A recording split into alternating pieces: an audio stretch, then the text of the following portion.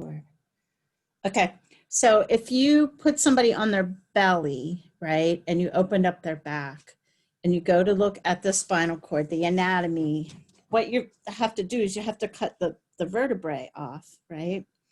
So if we look at, let's see, this picture. So this picture is showing the spinal cord and the vertebrae. So here this is the anterior. So this is the front of the body, right? And back here, this is the back. So if you take your fingers and you run your fingers down somebody's back and they're thin enough, right, you can feel these parts of the bone sticking out. Okay, so to get to the spinal cord, then they'd have to cut this open or they have to go in between the vertebrae. Okay, so then if we go back here, let's just go back here for a minute. Okay, the way it's broken down is there's 31 pairs of spinal nerves. Okay, and they're paired, right? So they're coming off both sides. So you're symmetrical for the most part. Everybody should be symmetrical. So every side has 31 pair, or just you can combine them together? So 31 on coming off of each side. So 31 pairs. Yep. Gonna be 62 for both sides. Yeah, 62 if you added them all up. Yep. So what they do is they start at the, like, so we haven't done the skull yet, but the base of the skull articulates or comes together with the first vertebrae. Okay, and that first vertebrae is called C1. Okay, and they also call it the atlas. Okay, so C1 is the first vertebrae, and then there's 7 vertebrae in the neck. But what happens with the nerves is the nerves actually start above the vertebrae. So we end up with an extra nerve. So we have one more nerve than we have vertebrae in the neck. So the first one, they just number them. So you could go down somebody's back if their back was laid open, and you could just count them coming off the side. So C1, C2, C3, C4, C5, C6, C7, and C8. Okay, so the cervical part has 8 nerves. Okay, yep, then you go to the chest, and the chest is considered the thoracic, right? And it has 12. So that matches up with the number of ribs you have. So there's 12 pairs of ribs. 12 pair ribs. Yep. So then the next part is called lumbar. So lumbar is your lower back. Okay, and there are 5. There's 5 vertebrae, and so there's 5 nerves. So L1 through L5. Okay, then the sacrum is this bone down here that you kind of sit on. And there are 5 vertebrae there. So that's the sacral. So they're S1 through S5. And then there's a little one at your tailbone, and that's called the coccyx or the coccygeal. And there's only one of them. That one in your butt? Yep, that's the butt one. Yep. Yeah. So here's the thing. So the spinal cord it's kind of the size of like a pencil almost, but it goes down and it ends in a point. And it ends in a point at about the first lumbar vertebrae. So it ends right here, and then the nerves are just what's going down. So it's almost like they describe it like a ponytail, like a horse tail, or like a ponytail for your hair, right? It comes down like that. So the pointy part, they call it conus. Well, it's written right here, conus. So it's kind of like a cone. And then medullaris, because that's the middle. So the conus medullaris is in the middle. And then the part that comes down, the horsetail, is the cauda equina. And the equine is horse. So that's all these coming down off of there. Okay, now what happens is there are enlargements in some of these regions, okay? So we have a bump where it gets wider in the neck, and they call that the cervical enlargement. Okay, there's a lumbosacral enlargement where it gets wider down here. So it just gets wider because there's a bunch of nerves coming in there. I'm trying to think what else. What else do I want you guys on this picture? Okay, now there are places where we have limbs coming off or where we have body parts coming off where we have these things called a plexus. So what happens is these spinal nerves come out, and where they come out, they kind of make a braid. So they kind of make like a bundle, and they go all kind of all over the place. And that's what a plexus is. So there's one going to your arm. There is not one in the thoracic area. So there's no plexus here. Okay, but there is a lumbar plexus. There's a sacral plexus. So if you think about it, this is going to your arm. Okay, so a whole bunch of nerve, it takes a whole bunch of nerves to feel stuff and to move your arm. Okay, the lumbar stuff is going kind of to what's in your belly. And then the sacral stuff is going to your legs and your pelvic area.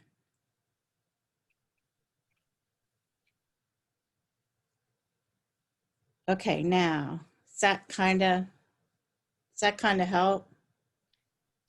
Yeah, the only other question I have that's on this picture that's Yeah. in the notes is about the phylum.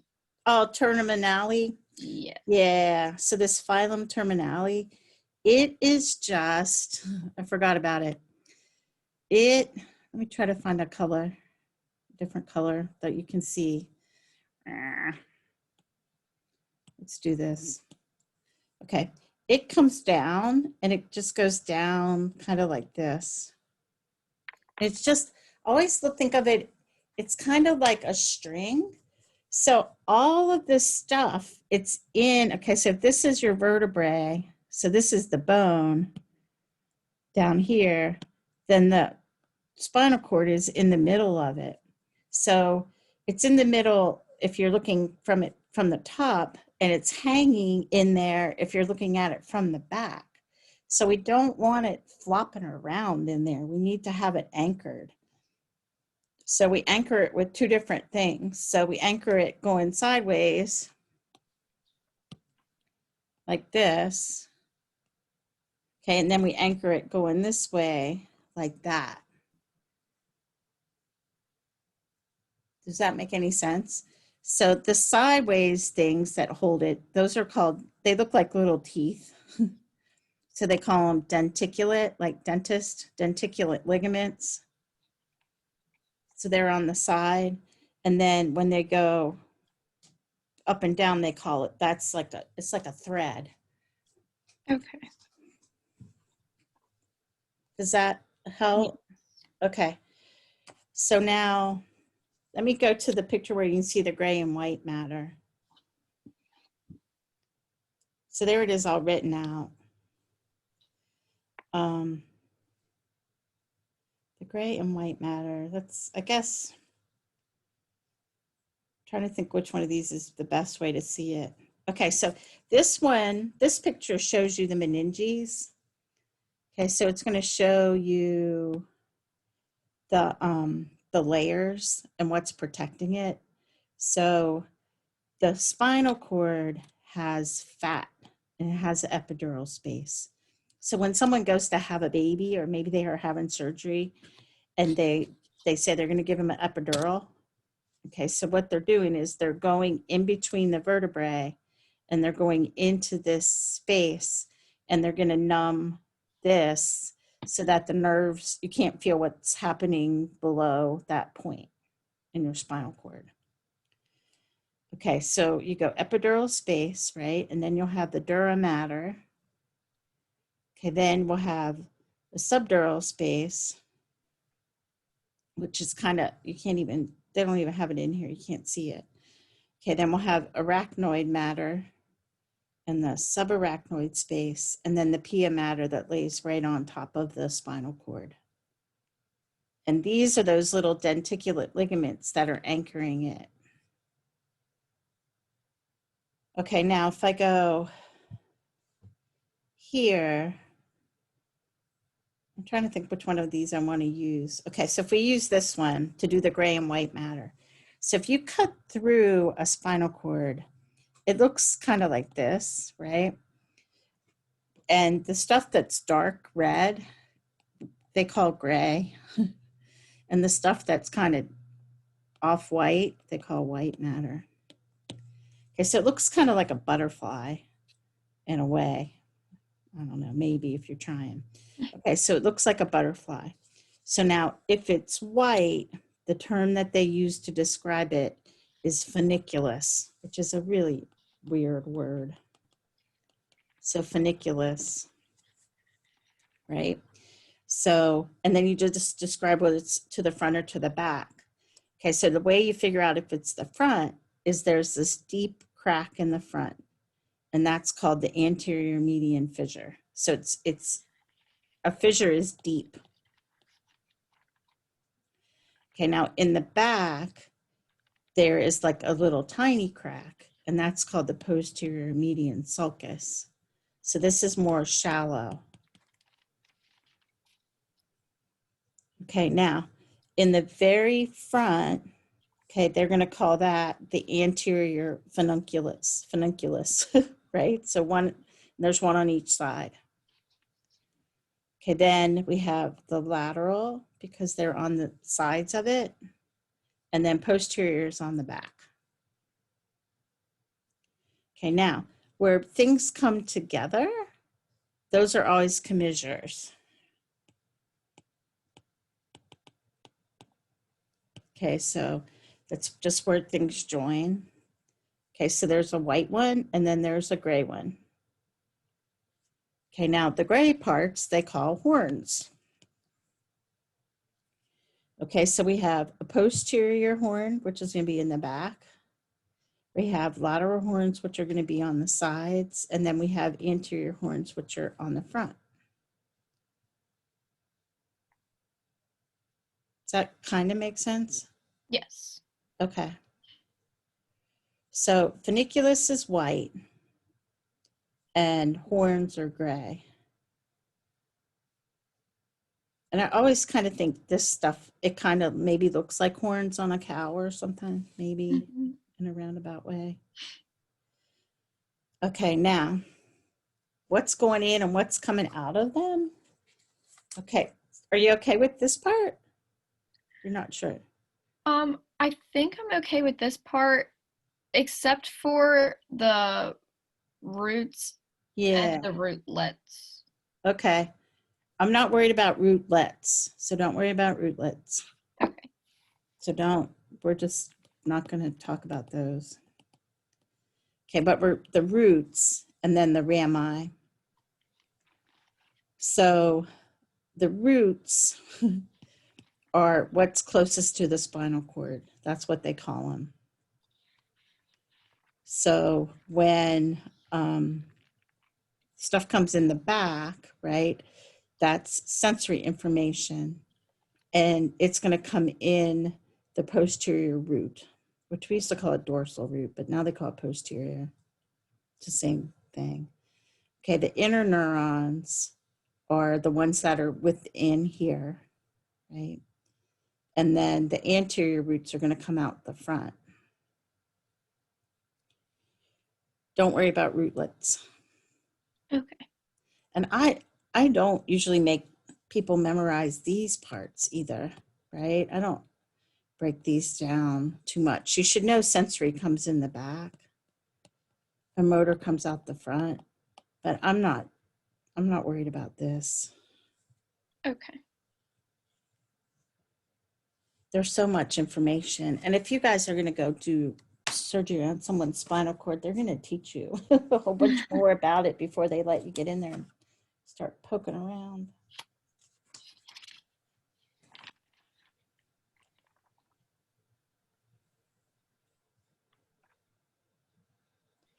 Okay, and then you're okay with the idea that stuff crosses over. So information's going to cross, right? So most of the information that's coming from the left side of your body is going to go to the right side of your brain, and stuff's going from the right side of your body is going to the left side of your brain. Okay, now these conduction pathways, they know, they have every little part of the spinal cord mapped, right? And they know exactly where it's going and where it's coming from. And I don't expect you guys to memorize all of that. I want you to know that if you're going up, right, if you're going, sensory information's going in, it's going to take 3 neurons. And they call the first one the primary, the second one the secondary, and the third one tertiary. Okay. It's usually the way that they name them is with origin and destination. Okay, so if it's originating in the spinal tract, it'll be spino, right?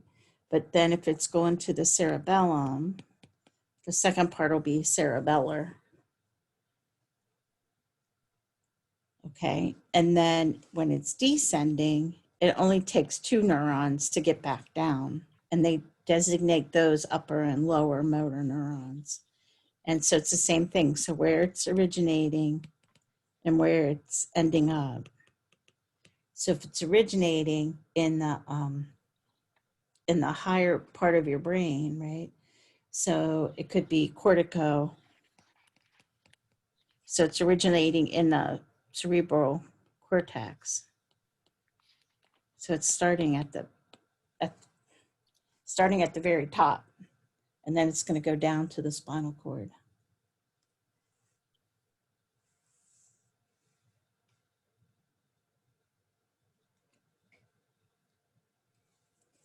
Is that kind of, and they go over all of the parts, and I don't expect you to memorize all those at all. That's just a lot of information. Okay. Like a ton of information.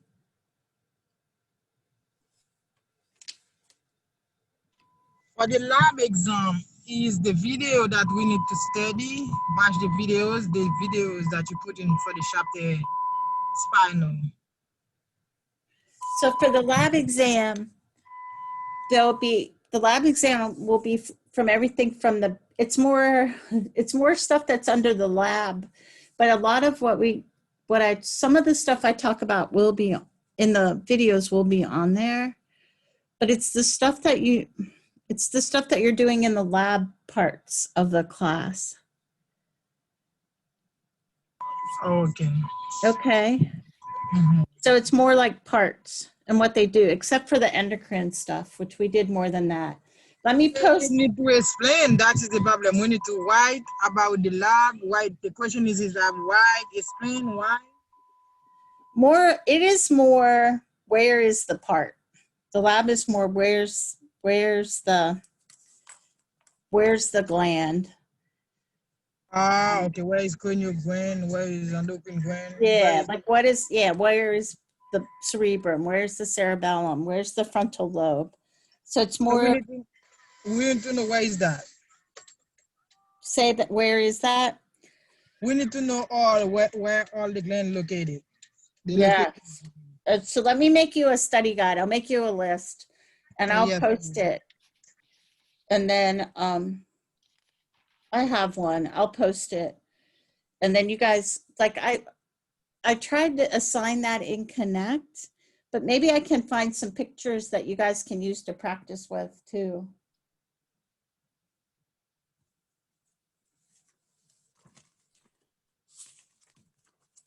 And it's on everything that we've done so far in lab, right? So it'll be tissues as well. Yes. Okay. Everybody loves the tissues. Yes. Yep. Yep.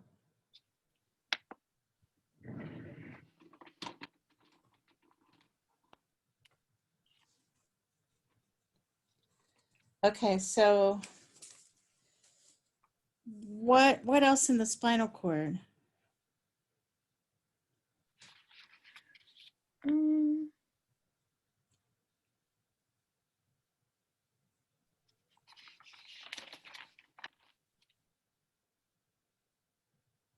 We already did that. We already did that. Dermatomes make sense, right? They're not hard. oh, can you, with the dermatome, can you explain the referred visceral pain?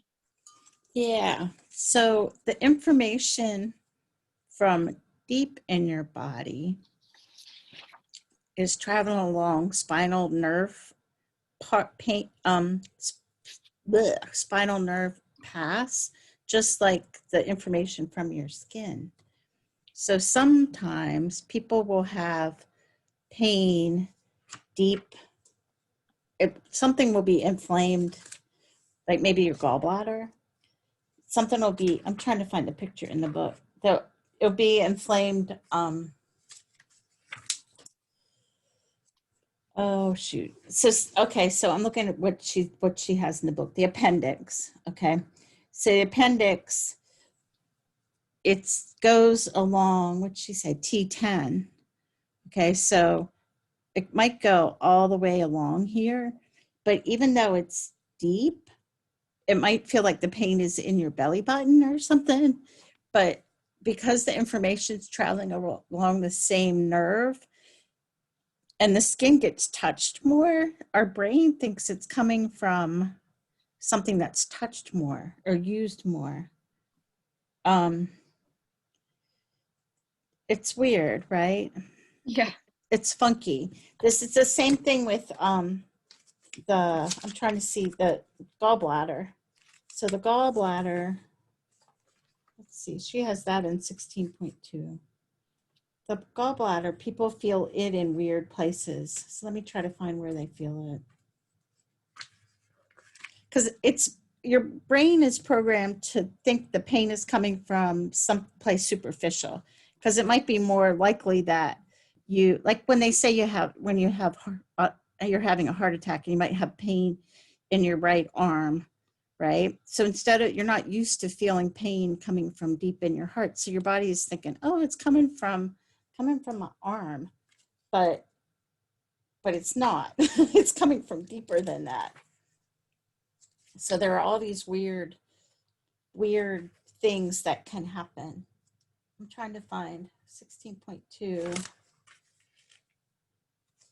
Does she have other referred pain? Referred pain is when the sensory nerve signal from certain viscera are perceived as originating not from the organ, but from the somatic sensory receptors within the skin and the skeletal muscle.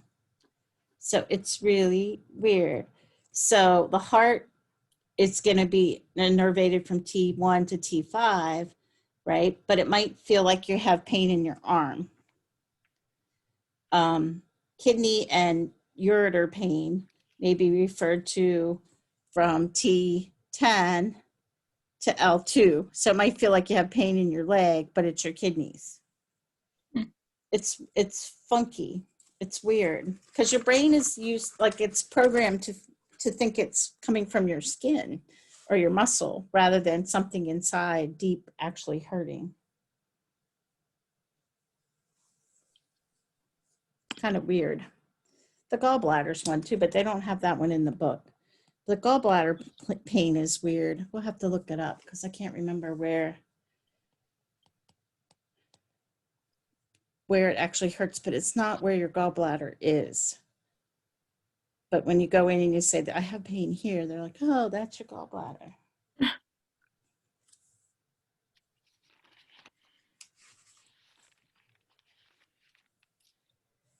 think Yeah. everything with the spinal cord kind of makes sense. Good. It's not, it's pretty straightforward, right? And Yeah. reflexes make sense. And I don't expect you to memorize all the different types of reflexes. I just want you to know in general how a reflex arc works. So, and then the autonomic nervous system will be next, and it makes sense. It's not bad. I should see where I know I have like the study guide for the lab exam, lab review lists and materials. So lab midterm lab review list. Here's a really old one. But let me put together some things that you guys can use to study with. And I can you see this now, or are you just seeing the iPad? No, I just see the PowerPoint. Okay. So I have a list. So I will post this. And then I'll try to find some pictures so you guys can use those to study with. Okay. Yeah. Hopefully it's okay. It's hard to do it online, I think. Hard to do the lab online. It's easier if you can put your hands on it. But we'll do the best we can.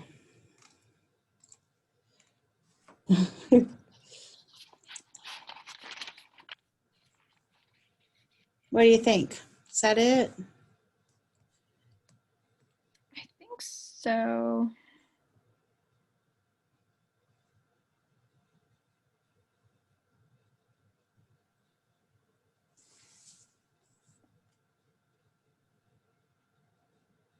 So is the Learn Smart taking a long time or no?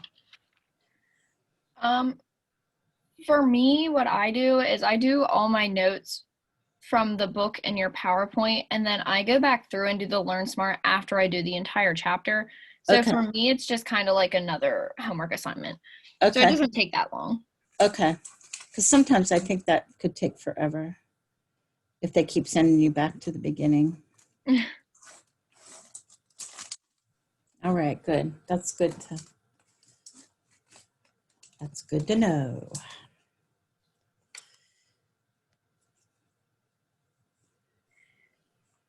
I'm just looking at the brain review list. Yeah. Can you go over the different fissure and sulcus of the brain? Yeah. Let me try to so I have like an anatomy review list for it. Let's see if I have a good brain picture. So let's see. Do I have, well, do I not have a good one here? Huh. Ventricles, meningitis. Might not have a good one. All right, let me try to, let me find a better picture.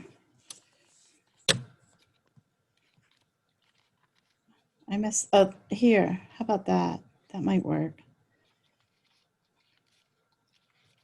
Okay, so let's look at this picture. Is this what you mean? Yeah. The lateral sulcus. Okay, so if we look at this, okay, so the lateral, let me use pink. The lateral sulcus is going to go this way.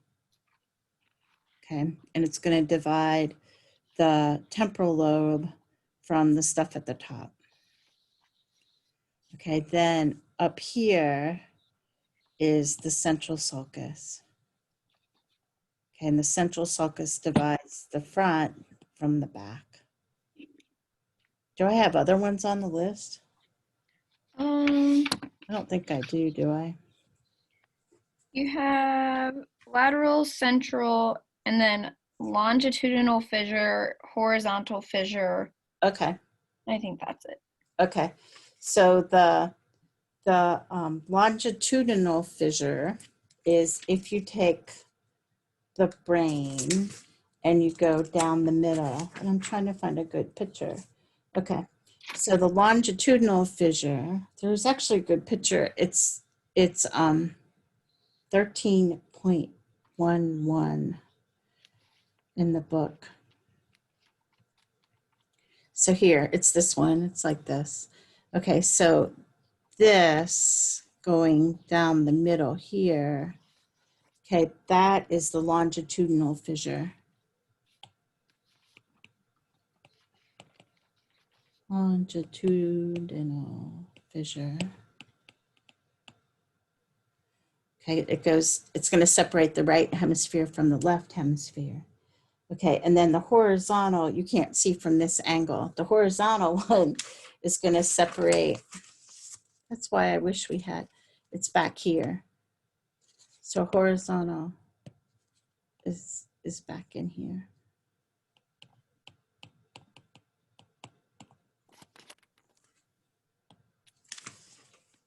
So it separates the cerebellum from the cerebrum.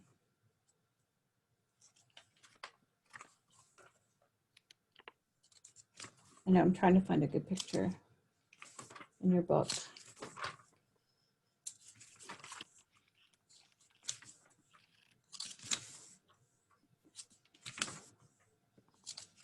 I'm not finding one.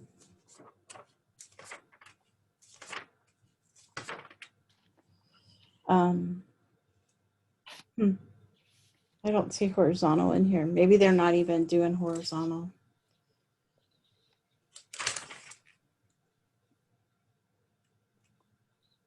Yeah, I don't even see horizontal labeled on the pictures in the book. So don't worry about it.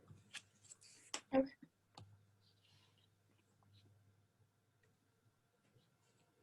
Yeah, it's not labeled in there. But then you should know the lobes of the brain.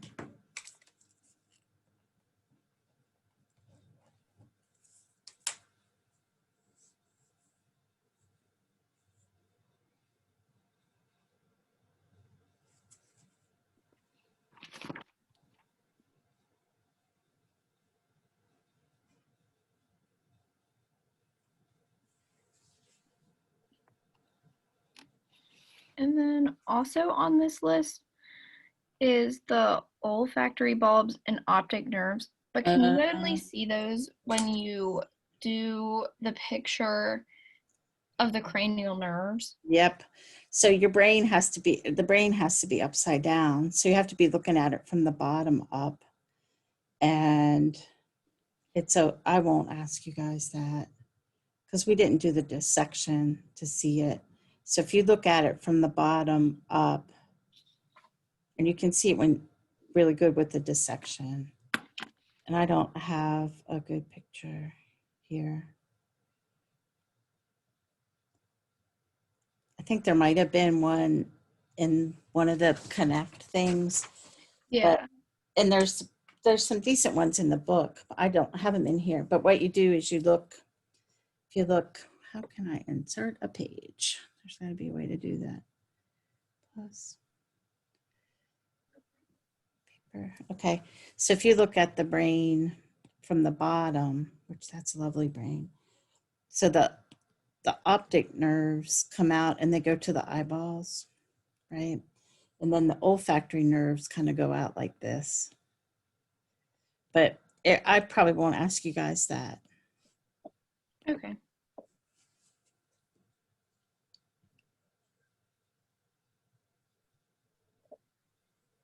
I won't ask you guys that. I'll ask the bigger parts. And then I don't know if you can answer this, but with this exam, because I know you said it's going to be mostly like labeling stuff. Yep. Do you want us to know the specific function of each thing that we label? No. Okay. Nope. The only things that I want you to know the function of would be the things we actually did. So like the endocrine, those 5 hormones, right? but I asked you that in lecture. Know those 5 hormones, right? And then the cranial nerves. And I think that's all you really need to know the function for. Most of it's going to be anatomy, like where the part is. Well, and the tissues though, the tissues I want you to know in general what they do and a place where they're found, a general place that they're found.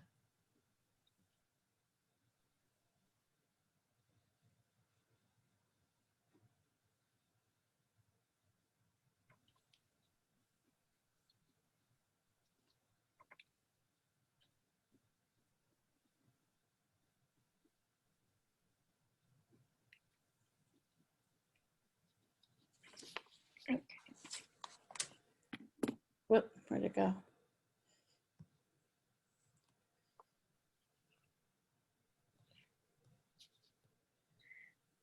And then I do have a question about another part of the brain, because I know that the choroid plexus is just the modified capillaries, but is there any way you would be able to see that in a diagram?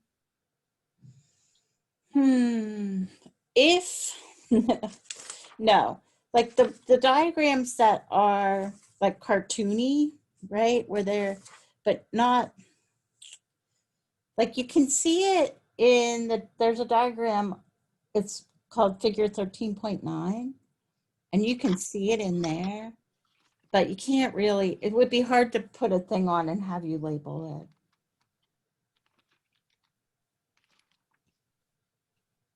It'd be hard to have you label it.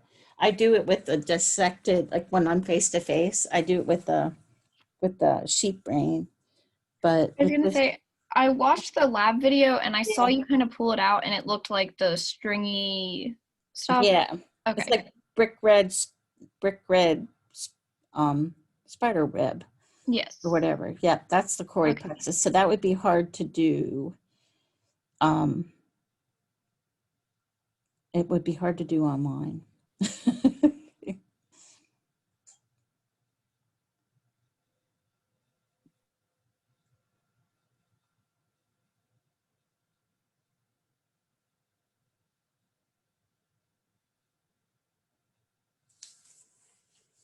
Yeah, so it's mainly parts. So you don't have to worry about function.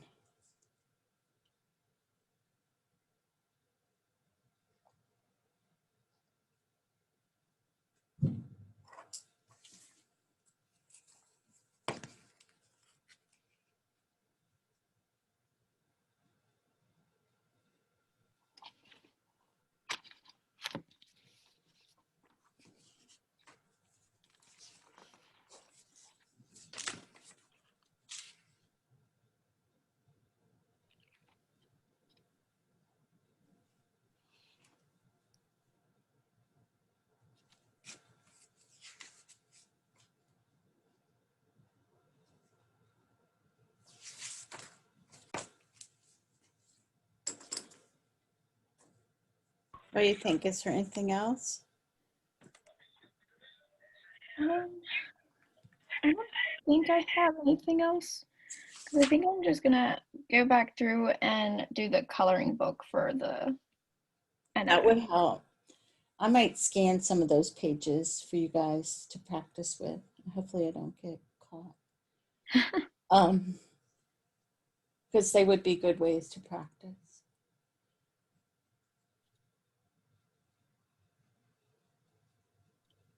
I'll do that. I'll do that after we get done here. And I have the list to post for the review. Okay. All right. Sounds good to me. Okay. All right. So have a good evening. And I guess I'll see you on Thursday, huh? You too. Yep. Are you okay? Oops, somebody's at my door. Hello. Sorry. Hey. There you go. Tom in here. I'm trying to help Mark before I leave. Thank you. Thanks. Yeah. There's not much in there. All right, guys. Well, I will talk to you later. All right. See ya. Okay. Deb, send me email if you have questions. Okay. Okay. Bye.